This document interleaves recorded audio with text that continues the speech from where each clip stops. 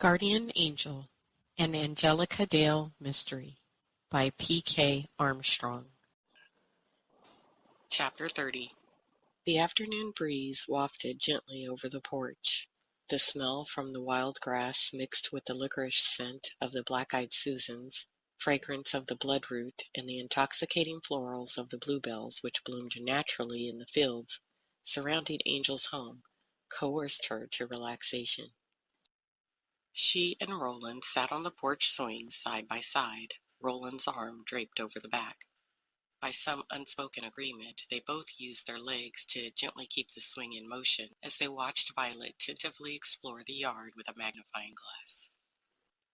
Angel rubbed her sore spots and examined her bruises. Her superficial wounds were healing. Violet had a more difficult road to recovery. The physical results of her attack were healing. Her hair was growing back and absorbed by the flowers and bugs. She had long abandoned the hoodie she wore to conceal her butchered locks. Her two broken fingers were taped together, but didn't seem to pain her or slow her down. Emotional recovery would never be fully complete. However, she had already let go of one of her insecurities when Roland had arrived. She had hidden behind Angel, shy of him, but the magnifying glass and jar were a gift from him, and she had flashed him a small smile before she went out to explore. They spoke in a low tone, aware voices carried in the country. "At least Brandy didn't arrange the assault on Violet," Roland said softly. "Yes, there is that." Angel paused. "But it doesn't take a big leap to conclude that Brandy's lifestyle, including her associations, are what put Violet in danger in the first place." "Did Brandy know Evan assaulted Violet?" Angel asked hesitantly. "He didn't tell her, but Evan thinks so. Brandy was angry with him because she thought the jobs he was doing for Simon Rain were stupid and going to cause trouble." Christopher ended on a sarcastic note. "She wasn't upset over the attack on Violet, though. It was a statement, not a question." Angel knew Brandy had no maternal or even natural concern for Violet, but it was a bit of a shock to see the glaring evidence of that lack of concern when it was right in front of her. Roland sat looking thoughtful. "So the girl with the child that Denise Meadows moved in with after she had Dee Dee at Haven House was Brandy?" "Yes, but I think the children were young because Violet and Dee Dee don't remember living with each other, or remember each other at all for that matter." Roland shook his head. "Small world." "Really small. I mean, all the key players in this case had actually crossed paths with everyone in my other case." She twisted around to face Roland and looked at him directly. "Your input was invaluable. Thanks for letting a lowly PI invade your case." "You're good at what you do. Having you involved was not an intrusion. A distraction, yes, but not an intrusion," Roland said with a smile as he touched her cheek. Angel looked away, slightly embarrassed. She couldn't disagree. Working with Detective Christopher Roland was definitely a distraction. Roland snickered. "What?" Angel asked. "I was thinking, Ella Sinclair wants to give you an award." Angel groaned, while Roland chuckled. They soon quieted. Angel looked at Violet and then past her to the field beyond, her eyes uncharacteristically clouding over with tears.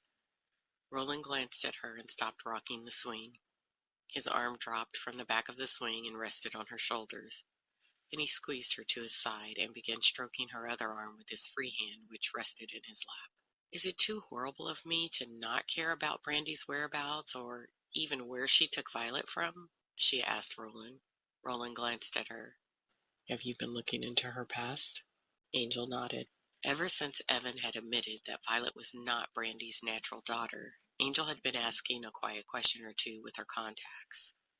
Roland had discovered no missing children in police databases, and Evan had stopped talking. Roland figured when they had something to use as leverage, he would start talking again. The lack of information pointed to one fact. Whatever way Brandy and Violet had crossed paths was not legitimate. "She's safe with you for now, but you have to know that someone might be missing that little girl. Where she came from might be important to how you protect her in the future." He paused with a grin. "You really are a protector of the innocent, you know. A guardian angel." Angel scoffed. "Really? That sounds so corny." After a moment of thought, she smiled. "I asked my dad once why he became a cop. He said because everyone will need help at one point in their life, so why not?"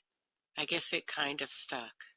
Mrs. Blythe, Denise, Dee Dee, Violet, John Meadows, all needed help. She paused. You help too, you know. Oh, well, thanks, Roland said sarcastically. It was still sunny out, but the wind blew and carried the beginnings of a slight chill. Are you hungry? Angel asked Roland. Violet and I are going to make homemade pizza, probably eat it by the fire and watch a movie. Sounds like you have a nice evening planned, Roland grinned. And you are inviting me to spend it with you? Me and Violet, Angel emphasized with a smile. Before he could answer, Violet bounded up to them. Are you staying for pizza, Detective Roland? Christopher. Are you staying for pizza, Detective Christopher?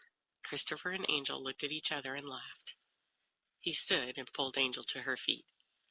2 invitations. How can I resist? The end.